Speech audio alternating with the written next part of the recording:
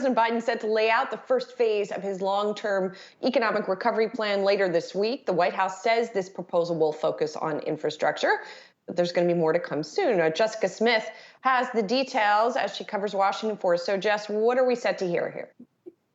Well, President Biden is going to roll out an infrastructure plan on Wednesday in Pittsburgh. And then the White House says there will be another proposal that's focused on things like childcare, education, and healthcare. Together, these two proposals are reportedly set to have a $3 trillion price tag.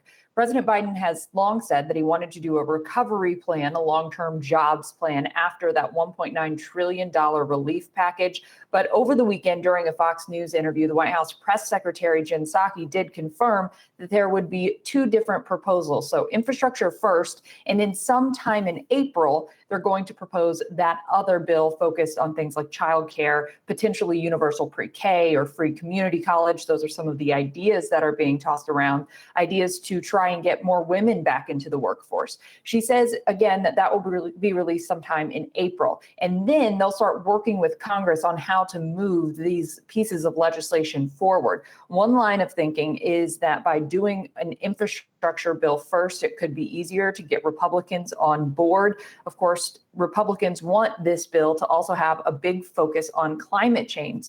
And Republicans are worried about how to pay for this. We've already heard them sounding the alarm about potential tax hikes to pay for an infrastructure bill. They're also concerned that this is going to be primarily a climate bill instead of specifically roads, bridges, that kind of physical infrastructure. So Psaki did say that the president would propose a few ideas of ways to pay for this. She did not get into specifics and says that the president is still open to ideas about that. She says the proposal is still in the works. Of course, Republicans are generally opposed to tax hikes. So depending on which way the White House goes with this, Democratic lawmakers have acknowledged that they might have to try and move forward again through the reconciliation process, so they do not need any Republican votes.